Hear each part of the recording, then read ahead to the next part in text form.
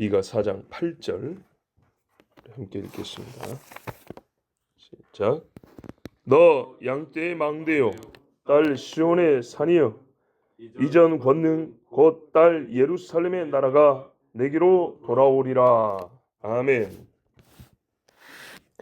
다른 번역에는 그런즉 오 너 양떼의 망대요, 시온의 딸의 강한 요새야, 그것이 너에게 이르리니 바로 처음의 통치권이라. 왕국이 예루살렘의 딸에게 이르리라. 이랬습니다. 양들이 보고 달려올 망대. 그러니까는 목자가 있는 곳, 목자가 우리를 살펴보고 부르는 곳. 거기 어디냐? 시온산이라 했습니다. 하나님의 사랑하는 딸처럼 여겨진 성이 있는 산이 어디냐? 시온산이다. 거기로 이전의 권능이 돌아온다. 처음에 다스림의 권능, 그것을 갖고 있었는데 그게 돌아온다. 예루살렘의 나라라고 부를 것이다. 예루살렘의 나라라고 불리는 이스라엘이 다시 시온에 세워질 것이다. 아까 읽은 번역에는 왕국이 예루살렘에 따르게 이르리라. 이 구조가 좀 비슷하죠. 하나님의 나라가 가까이 왔다. 왕국이. 자꾸 저 왕국 사람들 생각 안 된다 했어요. 원래 성경에 있는 말인데 걔들이 갖다 쓴 거라고요. 신천신지도 자들이 갖다 쓴 거라고요. 걔들끼리는 서로 다르지만 하여튼 하나님의 왕국이, 하나님이 왕으로 다스리는 그 나라가 예루살렘에 따르게 온다 그랬어요. 이 땅에 임하는데 어디로 오냐면 시온으로 임한다 그랬어요. 대단하죠? 여러분 이름하여 이걸 회복이라고 합니다. 새 나라, 회복. 자, 근데 새로운 나라잖아요. 근데 왜 회복이라 하냐? 돌아온다 그랬거든요. 그렇죠? 처음에 가진 통치권이라 그랬거든요. 그래서 회복이라 그런 겁니다. 자, 마귀가 엄청나게 방해를 하겠죠. 그죠? 그러나 하나님이 원하시면 됩니다. 반드시 됩니다. 참, 여러분 오해하지 마세요. 뭐 정치적인 서로 간의 어떤 주장과 입장을 얘기하려는 게 아니라 우리나라 대한민국 헌정 역사상 큰 사건들이 많이 있었어요. 그런데요, 요 한 석 달 정도에 요즘 말로 반전에 이런 일은 나도 이제 좀 살았는데 처음 봤어. 옛날에는 한번 그러면 쭉 가거든요. 몇 년? 쭉 가요. 근데 지금은요, 검사가 이랬다가 판사가 어쨌다가 누가 어쨌다가 국회의원이 어쨌다가 누가 뭐 조작을 했다가 누가 하여튼 이리 갈 것 같으면 저리 갔다, 저리 갈 것 같으면 이리 갔다. 난리도 아닙니다. 야, 근데 이런 일들이 일어나려면요, 저는 진짜 다른 생각이에요. 하나님 생각을 합니다. 하나님. 성경에 보면 촛불이 꺼질 때쯤, 망대가 무너질 때쯤, 성문이 깨질 때쯤, 목숨이 다 끊어질 때쯤, 엘리야가 이제 나는 죽을랍니다 하니까 천사가 와가지고요, 먹어라, 힘을 내라. 그런 것처럼. 다윗이 광야에서 어찌할꼬 할 때 하나님 또 피할 길을 주시고. 놀랍습니다. 진짜 하나님 생각이 납니다. 그 하나님이 하신다 이 말입니다. 바울이 옥에 갇힌 것이 가이사에게 갈 수 있는 정말 놀라운 하나님의 지혜라 그랬습니다. 황제 앞에 가서 전도를 해야겠는데 제가 황제를 뵈러 왔습니다 하면 들여보내줄까요? 아니죠. 안 들여보내줍니다. 가다가 또 죽을 수도 있어요. 근데 가이사랴 감옥에 2년 있으면서도 총독들한테 복음을 전했어요. 어떻게 총독들한테 복음을 전해요? 가까이 갈 수 없는 사람들인데. 아그리빠 왕, 유대 지역을 사실 그냥 이름만 갖고 있는 왕이죠. 그런 사람에게도 어쨌든 왕인데 복음을 전할 수 있었어요. 가이사 앞에 로마까지 올라가는데 군인들이 호해를 해줬어요. 대단하죠? 그 로마에서 또 한 2년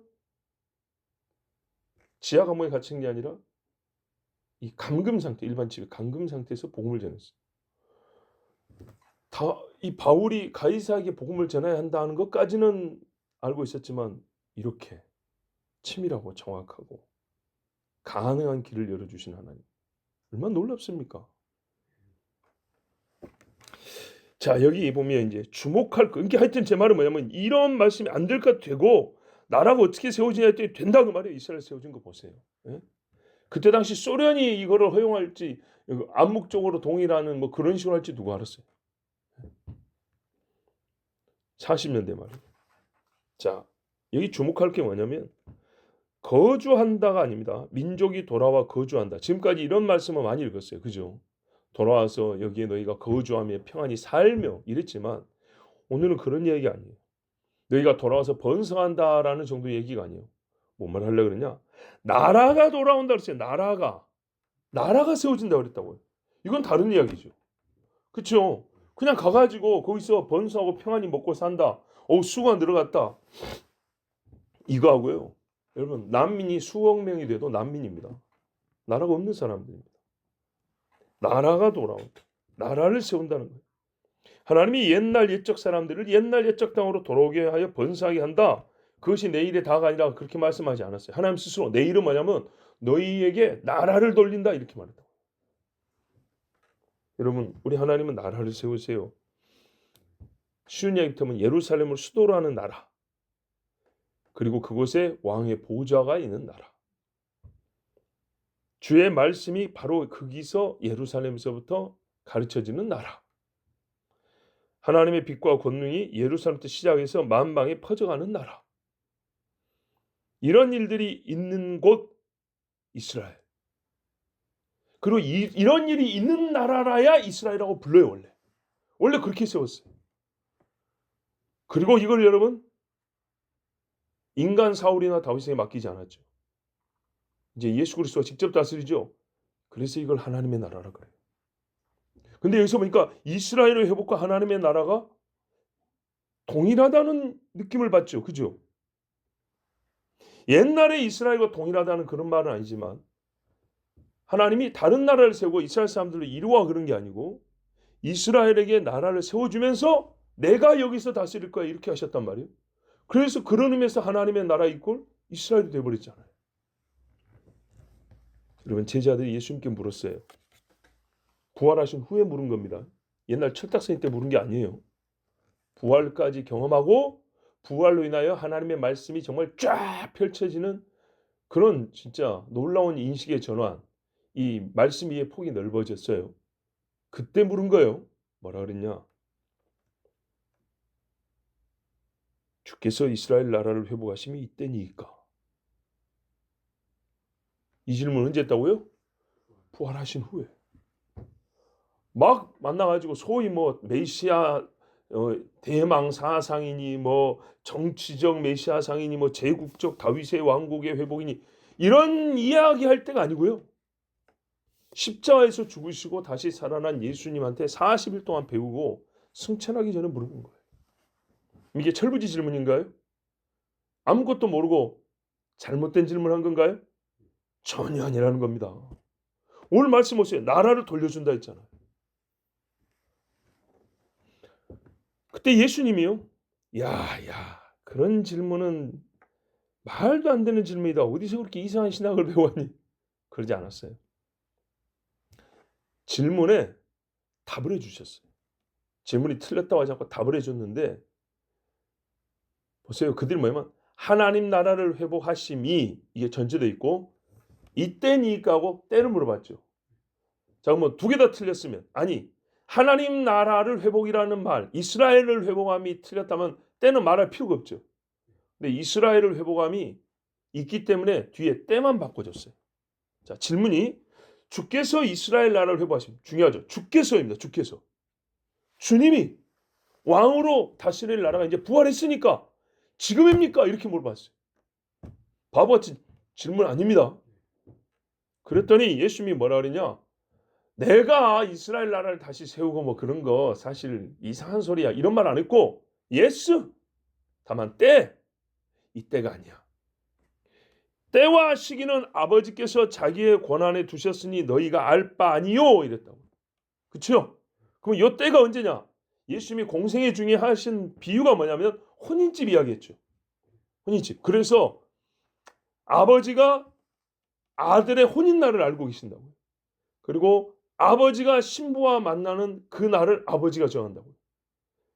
그래서 예수님이 다시 오실 때의 비유도 혼인 비유를 들었다고요.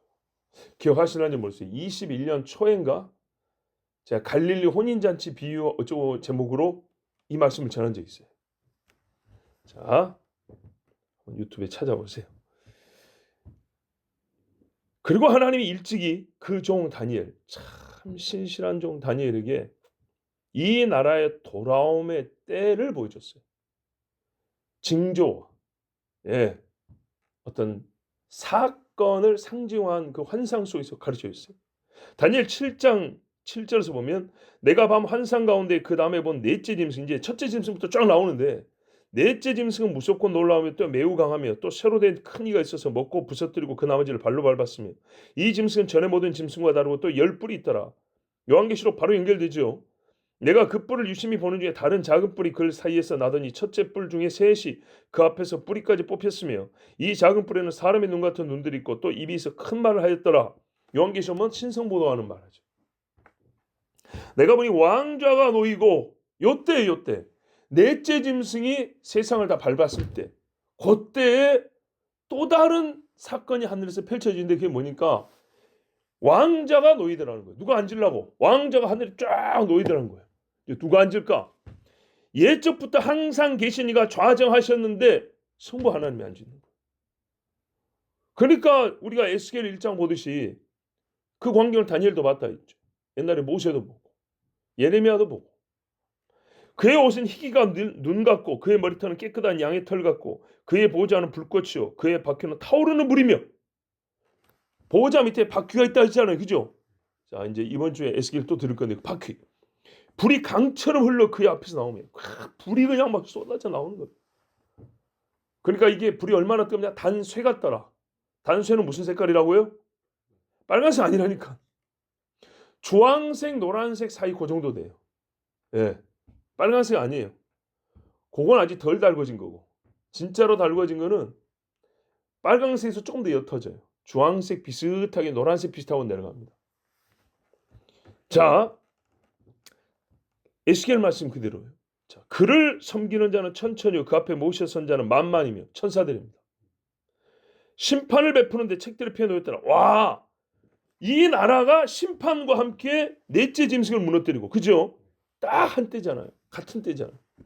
그때 내가 작은 뿔이 말한 큰 목소리를 말미암아 주목하여 보는 사이에 짐승이 죽임을 당하고 그의 시체가 상한 바 되어 타오르는 불에 던져졌으며 맞죠? 적그리스도가 잡혀가더라. 산채로 불면서 던지우더라.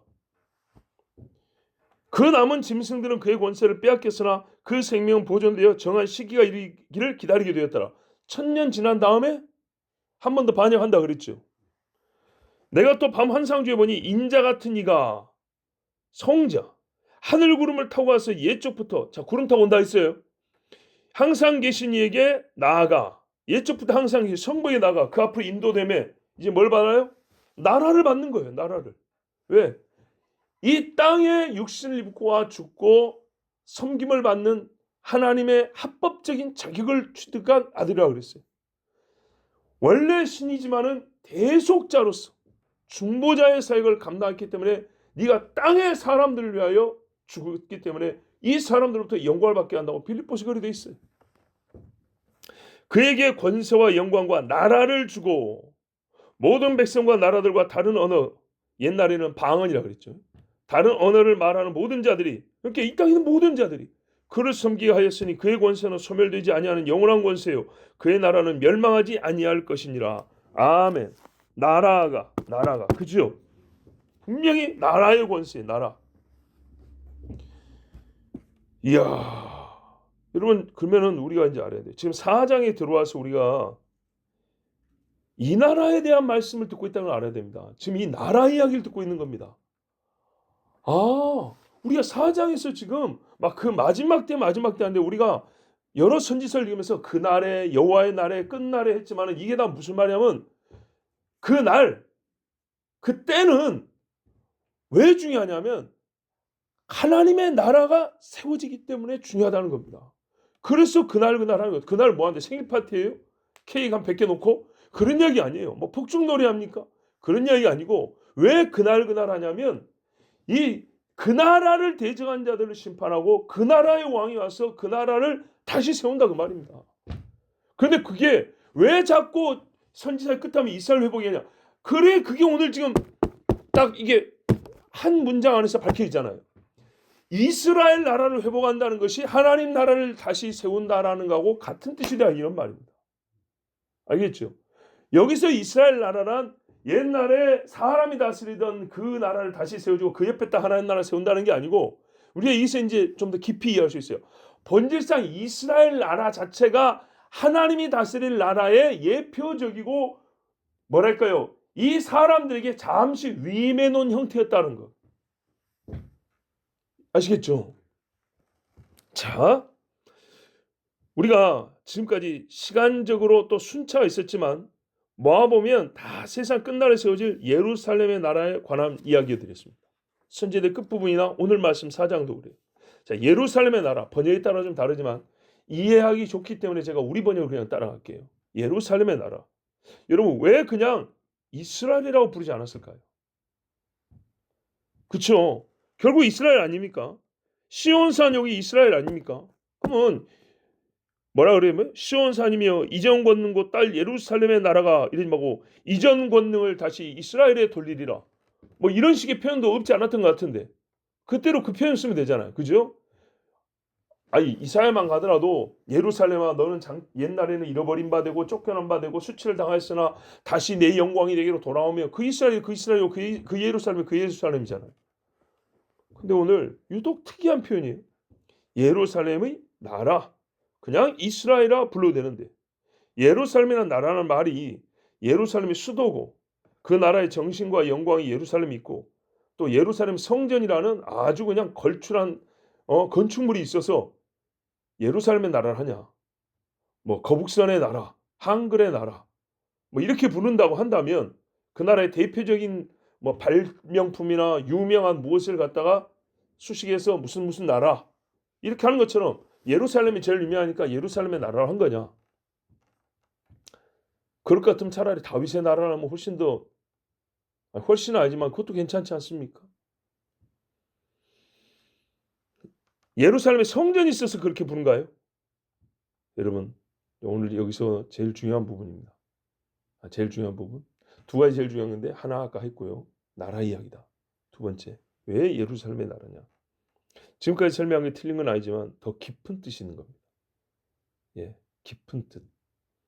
여러분 본디 하나님께서 이 땅에 세울 나라의 기초가 예루살렘입니다. 자 보세요. 하나님이 하늘에 있는 나라를 이 땅에 가져오실 때에 이 땅 어디? 그곳을 뭐라고 부르냐 할 때 거기를 하나님이 시온산 예루살렘이라고 정했다 그 말이에요. 처음에. 이해되시죠? 하나님이 성전을 하늘에 그 하나님의 전을 갖고 있는데 그걸 이 땅에 세울 때 어디냐면 하나님이 아브라함, 다윗 가르쳐 줬죠. 지정을 해줬어요. 지정. 모세 때도 내가 한 곳을 지정해 주리니 인간들이 제일 좋은 자리를 찾은 게 아니고 하나님이 지정을 해줬다고. 그러니까 이 의도를 잘 봐야 돼요. 처음부터 예루살렘이라는 곳, 예루살렘이라는 이름, 예루살렘에서 다스려지는 나라의 소위 기획을 누가 했냐? 하나님이 했다고 말해요. 이 땅에 하나님이 유대인들에게 나라 하나 줘야겠는데 어디가 제일 좋냐 이런 게 아니고 하나님이 땅에 사람을 다스릴 때 내가 어디다 나라를 세울까? 어디를 나의 보좌를 놓을까 할 때 하나님이 여기 딱 정해놓고 말하자면 거기로 자기 백성들을 불렀다 이 말입니다. 자, 즉 예루살렘이라 불리는 하나님의 집과 그곳에 세워진 보좌가 있을 때 하나님의 나라가 됩니다. 왕이 없는 왕의 나라가 어디 있습니까? 왕국이라 그랬는데. 그렇죠? 왕이 정하는 거죠. 참모들이 정한 게 아니라 왕이 내가 저기 앉겠다. 그리고 거기서 내 보좌를 너희가 지어라. 내가 거기 가서 앉겠다. 그러면 앉으면 나라가 세워지는 거죠. 이 예루살렘을 하나님께서 이스라엘에게 주셨어요. 이스라엘이라는 나라가 세워지고 시간적으로 인간의 눈으로는 이스라엘의 구성이 되고 그 사람들이 예루살렘의 성벽을 쌓고 했지만은 하나님의 시간에서는 예루살렘을 정하고 이스라엘을 불러오고 그들의 손을 통하여 하니까 역사의 시간 중에서는 예루살렘은 성이 나중에 쌓여진 거지. 하나님의 속에서는 예루살렘이 먼저 있다 이 말입니다. 예수 그리스도에 대해서 마찬가지죠. 우리가 2000년 전에 봤지 알고 보니까 뭐라 했어요? 그는 근본 하나님의 본체시오. 처음부터 태초 이전에 우리를 창세 전에 우리를 그리스도 안에서 택하시고 그리스도는 중보자인데 중보자가 창조 전에 선택되어 있었고 그 창조 전에 선택된 중보자 안에서 우리가 선택되어 있었고 그러나 시간 중에서는 우리는 태어난 지 몇십 년 안 됐고 그렇게 되는 거죠. 다시 말씀드립니다. 이스라엘의 대표적인 도시와 건물이 예루살렘 성전이어서 예루살렘의 나라라고 한 것이 아닙니다. 하나님의 왕국을 이스라엘이라는 자기 백성이 주시기 위하여 하나님이 예루살렘을 이스라엘에게 세워주신 겁니다. 예루살렘을 이스라엘에게 허락해 주신 겁니다. 내가 이 땅에 거할 곳을 다른 민족이 아니라 아브라함 족속 너에게 주겠다 이렇게 하신 겁니다. 예루살렘을 세울 곳에 이스라엘을 옮겨와 살게 하신 것입니다. 결론 예루살렘이 먼저고 이스라엘이 나중입니다. 여러분 태초의 통치권이 그래서 예루살렘에 돌아온다 했어요. 태초의 통치권. 그래서 혹자는 이렇게 말하는 거예요. 혹자는 우리가 지금 에덴이 어딘지 몰라요. 그리고 에덴이 있을 때 지형이 지금하고 달라요. 그렇죠? 다를 수밖에 없죠. 홍수가 나서 다 쓸어버렸는데 지금 저 쌓여있는 산들 보세요. 내려가 있는 골짜기들 보세요. 이 바다와 대륙의 형태들 보세요. 이게 처음 모습 아닙니다. 이런 어마어마한 스케일로 바뀌었는데 도대체 에덴 동산 하나님이 있을 때도 못 들어가게 막아놨는데 홍수에 그걸 남겨놨겠어요? 없죠 당연히. 그러나 생각해 볼 때에 왜 예루살렘 이 지역이냐 할 때 하는 말이 우리가 땅을 파볼 수는 없고요. 파본다 해서 나올 것도 없지만 사실 뭐 얼마나 나오겠어요. 얼마나 깊이 파고 다 쓸어가 버렸는데 사람들이 지금 건물 그 이후에 세워진 어떤 건물의 흔적이 남는 것이지 태초에 그거는요 인공적인 게 없었잖아요. 찾을 수가 없습니다 사실. 그런데 성경의 논리로 볼 때는 시온산 바로 거기가 옛날에 에덴 동산이 아니었겠나 이렇게 보는 거죠. 왜냐하면 거기가 다른 데보다 높다 그랬어요. 그리고 수원이 있다 그랬어요. 놀라운 겁니다 여러분. 제가 몇 년 전에도 말씀드렸지만 폭포들이나 땅에서 솟아나는 샘물들을 보라 그랬어요. 눈이 내려가지고 이렇게 물이 계속 나오는 게 아니고 한계가 있어요. 금방 말라버리자 이게 내도 그죠? 금방 마르는데 한도 끝도 없이 올라오는 물들이 있어요. 근데 그걸 어떻게 해서 하냐? 본 그대로 해서 하면 돼요. 땅에서 물이 솟아오른다. 그죠? 그럼 그 물은 어디서 왔어요? 저 깊은 데서 솟아오는 거죠. 깊은 데 물은요. 계속 뿜어내면 어디서 날까요? 그렇죠. 바닷물. 바닷물이 지층 저 속으로 들어간단 말이에요. 들어가서 이게 하나님이 놀라운 지압 손으로 문제를 지하면 땅의 어떤 압력 구조를 만들어 가지고 위로 뿜어 올리는 거란 말이에요. 뿜어 올려. 그러면서 담수가 되어 올라오죠. 왜? 흙이나 돌이나 모래를 계속 겪고 올라오니까. 그래서 보면은 관광지 같은 데 가면 놀라운 데 있잖아요. 산 꼭대기에 위에서 내려오는 물도 없는데 산 꼭대기 그 정상에서 폭포가 떨어진단 말이에요. 그런 데 있어요. 찾아보세요. 거짓말인가. 놀라워요. 계곡에 산이 저 높은 데서 내려오서 모아져서 폭포가 떨어진 게 아니라 그냥 꼭대기에서 위에 아무것도 없는데 거기서 폭포가 떨어진다고요. 무슨 말이에요? 거기는 물이 밑에서 솟아 올라간다는 얘기예요. 근데 산이 어마어마하게 큰 것도 아니고 이렇게 기둥처럼 솟아오르는 데서도 올라오고 별의별 데서 다 올라옵니다. 그렇게 하나님은 물을 돌린다고요. 이 땅에 있는 우리들이 먹을 수 있도록. 참 놀라운 일입니다. 자, 근데 보세요. 왜 제가 이야기하냐? 성경에 이게 미리 나와 있기 때문이에요. 저는 여러분 그냥 성경대로 보면 우리 세상을 항상 어렵지 않고 쉽게 볼 수 있다고 여러분에게 말씀드립니다.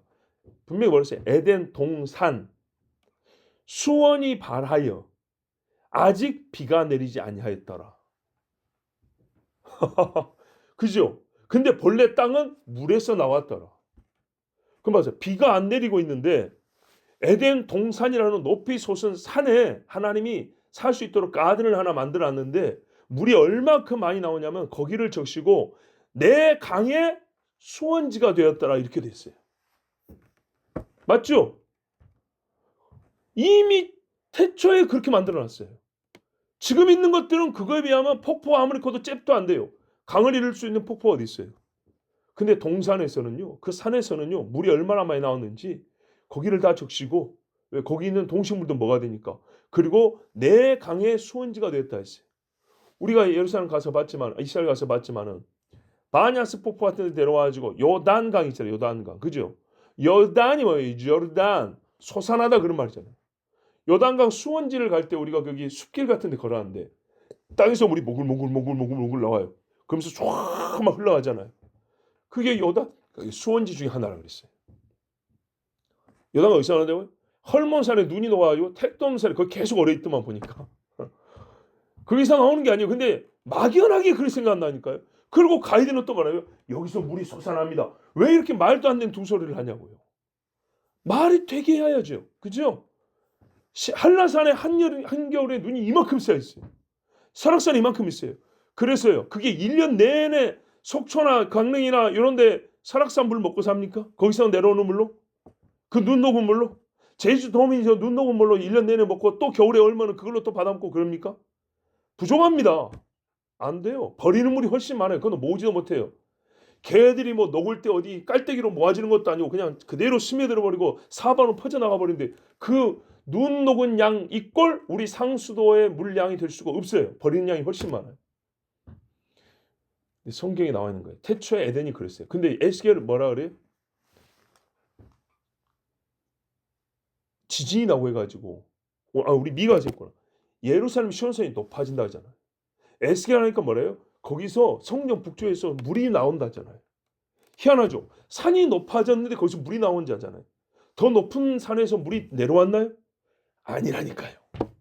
근데 그 높은 산에서 물이 내려가지고 아래로 내려가죠. 당연히. 아래로 왔는데 기드론 골짜기로 내려간다는 거예요. 그래서 기드론 골짜기 쭉 사이까지 내려간대요. 물이 얼마나 많은지. 그래서 헤엄친다는 얘기 나오잖아요. 헤엄친다. 그리고 지진 나가지고 수로가 지중해로 들었고 이쪽 동서로도 이렇게 물이 흘러간다잖아요. 성경 그대로인데 성경 그대로. 그래서 이렇게 보면 예루살렘에 있는 자리가 옛날에 에덴 동산 자리였을 것이다. 근데 이런 식의 근거를 가지고 말하는 자는 못 들어봤어요.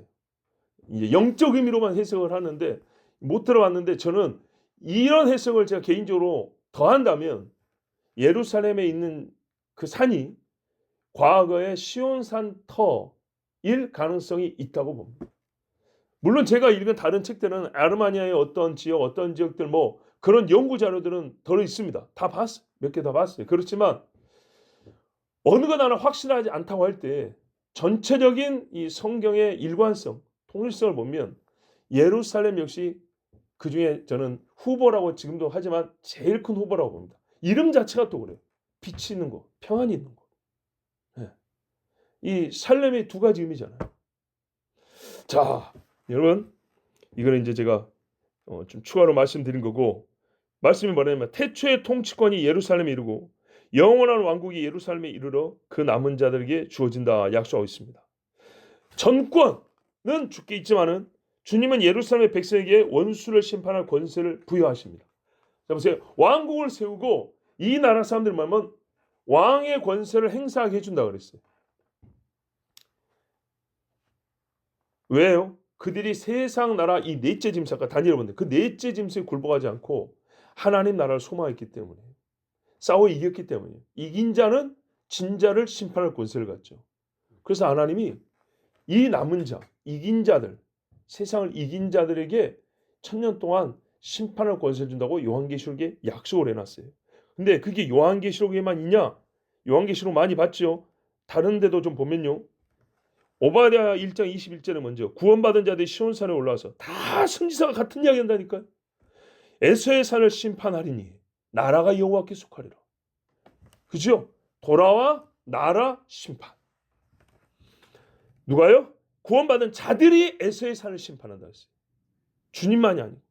주님이 위임해 준 거죠. 정권은 주께, 그러니까 주권은 주께 있는데 주님이 그 남은 자들에게 위임을 해준다는 거예요. 자, 우리 잘 아는 말씀 마태복음 19장 28절에 예수께서 이르시되 내가 진실로 너희에게 이르노니 세상이 새롭게 되어 인자가 자기 영광의 보좌에 앉을 때에 와 주님 이제 막 금은 보아 주십니까? 나를 따르는 너희도 12보좌에 앉아 이스라엘 12지파를 심판하리라. 잘 아는 대로 요한계시록 20장 4절에 또 내가 보좌들을 보니 거기 앉은 자들이 있어 심판하는 권세를 받았더라. 누가? 또 내가 보니 예루살렘을 증언함과 하나님의 말씀 때문에 목뱀을 당한 자들의 영혼들과 또 짐승과 그의 우상에게 경배하지 아니하고 그들의 이마와 손에 그의 표를 받지 아니한 자들이 살아서 그리스도와 더불어 1000년 동안 왕노릇하니. 다니엘서 말씀이죠.